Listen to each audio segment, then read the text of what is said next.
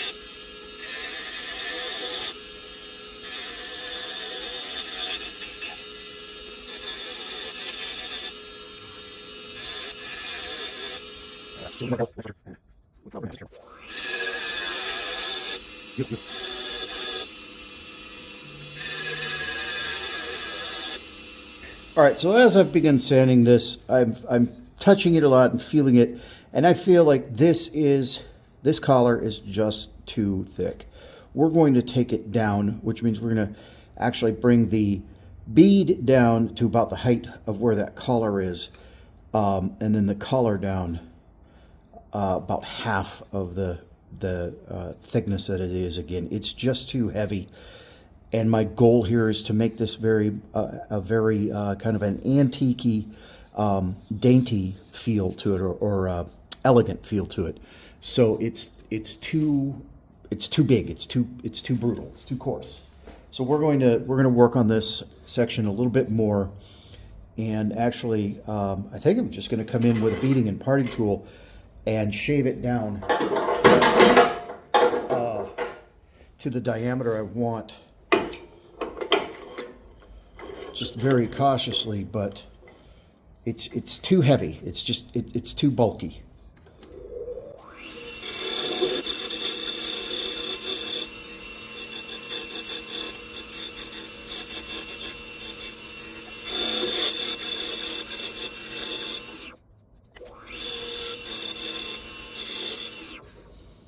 All right, so that actually is it needs to go a tiny bit lower, but it's continuing kind of the curve, which is more the look that we're going for. Need to take this bead down a tiny bit more, but I also want to double check my width. Again, it needs to be 5/8 of an inch to fit the phone, and it's a little bit under. So we'll take a tiny bit out from each edge.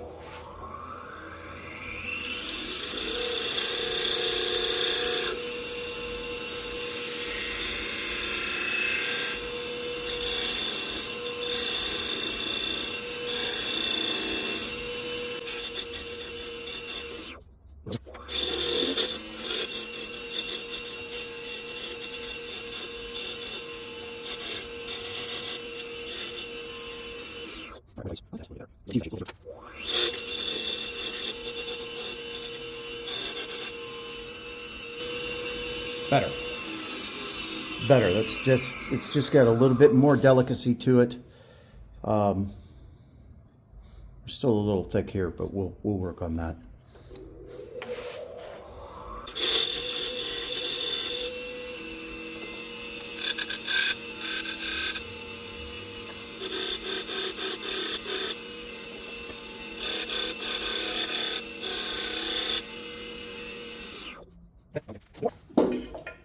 So, more sanding. When we come back, we will cut the slot.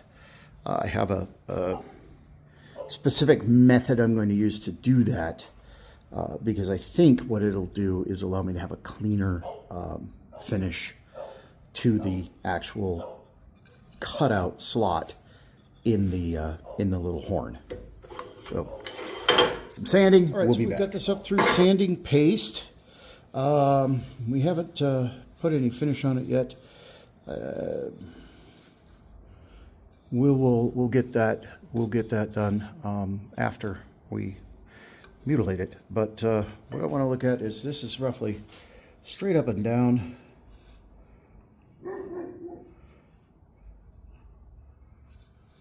So I've got that locked on my indexing, and I want to have a clean entry into there, on both sides, rather than a really coarse mess that I have to saw. That's just outside of 2.5 inches wide. So we probably want to cut it. Yeah, that looks about right. So that's 2 and 7/8 wide right there. And I'm just going to mark that very carefully. And what we're going to do is we're actually going to use a 5/8 Forstner bit and drill each side. Then we will use the saw and cut down. So I've got the ends. That's actually going to be the center of where it drills. So I want to divide that in half. I want to punch each side so that that little tooth in the middle of the Forstner bit bites in there. And hopefully that'll help us keep that straight. Let me get the bit set up and we'll drill. All right, so we got it locked with the indexing wheel. We're going to come in.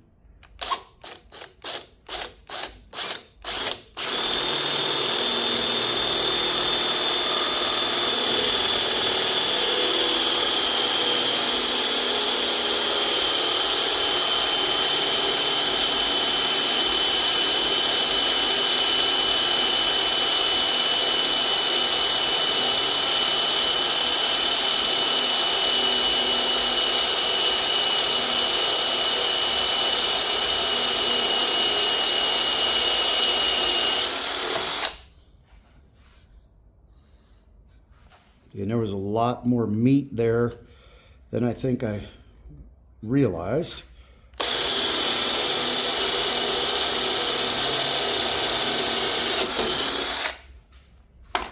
We're through. Excellent. Where I wanted to make sure it was just above the bottom, and it is about 1/8 of an inch to 1/4 of an inch above the very bottom. That's what we're looking for.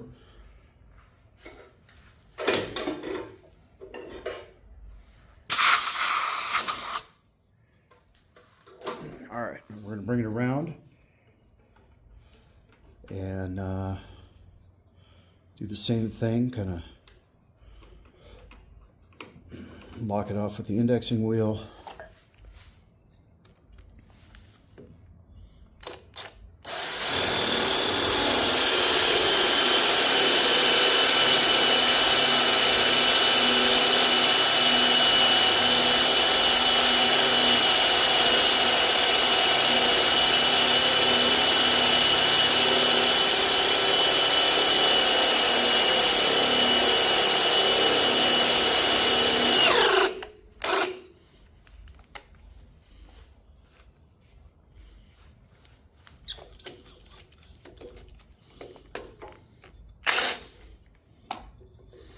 That's through. It's a weird angle.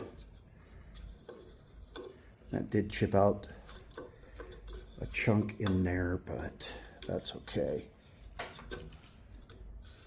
We'll clean that up.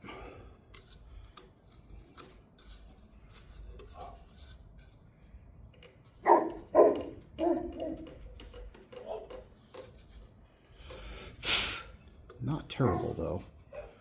Oh, I see what we got going on here.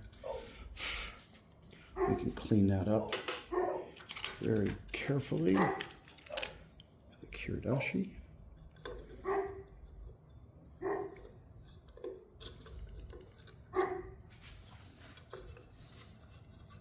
What I don't want to do is push that in and break apart the inside there. I don't want that to happen. But actually, this is going to get cut out with the saw. So now we're going to use a thin kerf saw, the one that I usually use to part off spindle pieces.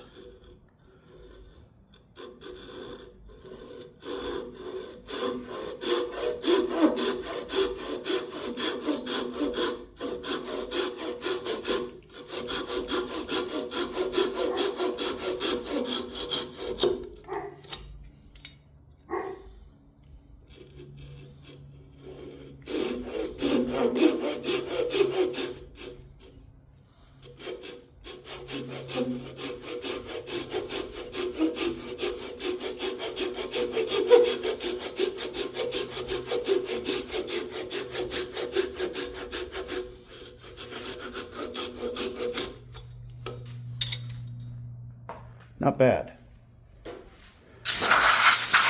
So we actually have in these bands, some bulk, but it's not, because this is at an angle, it looks heavier, thicker than it is.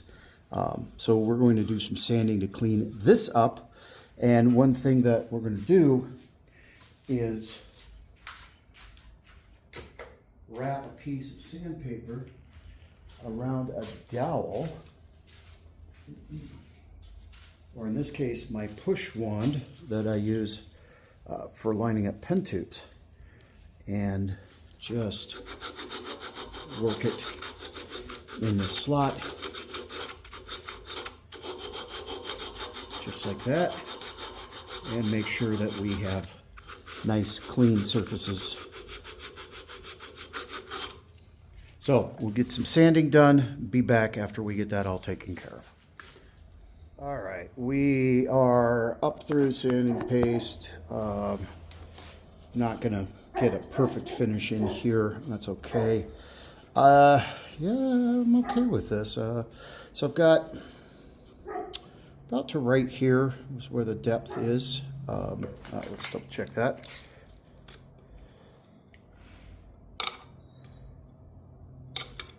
So 3.5. 3.5. Yeah, so we're right here. So now we're going to start working on the bottom here. And I think what we're going to do is leave this shoulder roughly where it's at, so that we can come in and put a little foot in here so that it'll stand flat. It won't roll. So let's work on this area right here.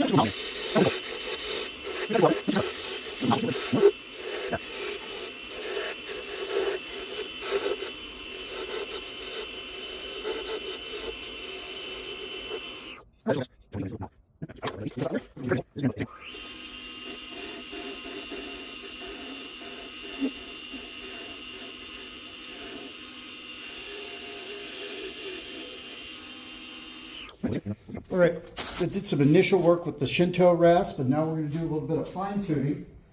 This is a Bestwood Tools 7-inch hook backed sanding disc.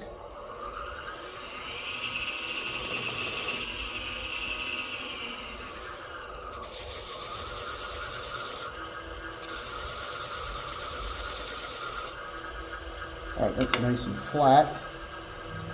That doesn't want to roll. And we're looking like we're pretty much vertical, which is what we want.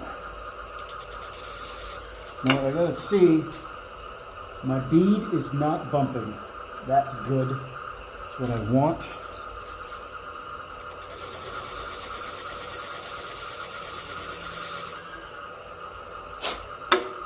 Boom.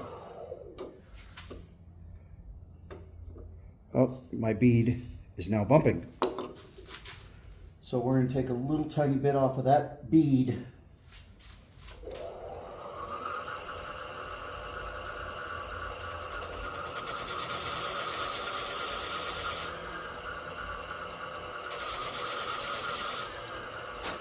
There we go. Nice. So we've got a nice flat surface here. We can put little foam feet on it. Let's rub this with some Brad's Workbench Tung Honey, which is the same thing as the Tung wax, just more oil to wax ratio. And you do not have to buff this on the lathe. I'll give that a good rub down. Doesn't take a whole lot. I usually put it on a little heavier than need be. Brad's Workbench is available on Etsy, and this is far and away the best food safe finished product I have found to date. I absolutely love this stuff, and it is gorgeous. It really does produce a beautiful matte finish, or satin I guess you would say.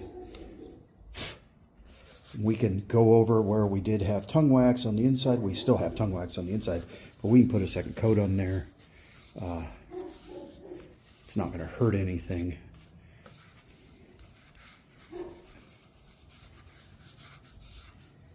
Give that a good coat. Now it'll soak for about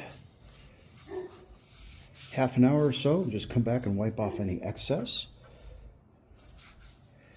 And the tongue oil, which is pure tongue oil, is a food safe finish. Not that that really matters in this application, but it takes about 3 weeks to polymerize. Once that has polymerized, this is water resistant. It is food safe, and it, I again feel, is a absolutely gorgeous finish. I really like it. You can also put this on a buffing wheel and buff it with carnuaba wax after about a day. I'd like to give it a day or so for the oil to really soak in, and then the wax coating over the top of the oil as it's polymerizing gives it some protection. But it's safe to handle right away. You can handle it and move it around and put it on a shelf for sale. So there's our little cell phone speaker, or trumpet, or amplifier, or horn. I don't know what you'd like to call it.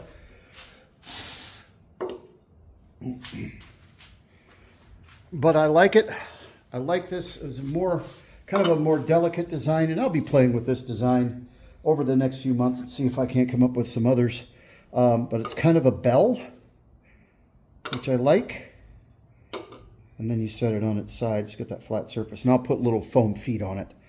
You stand your cell phone up in it, the speaker's down there, and it helps the music project forward a little bit. So that's it for this. That's it for this video. As I'm recording this, I am 3 days away from surgery. I may or may not be able to get another video recorded after this one before it's time for me to go in. So if you're seeing this around the 3rd or 4th week of January, this may be the last video you see for a little bit more than a month after that. I will try to get another video in the can that I can edit and publish later, but knee replacement is coming up real fast. So right as of now, it is December 28th as I film this, and I will be going into surgery on the 30th.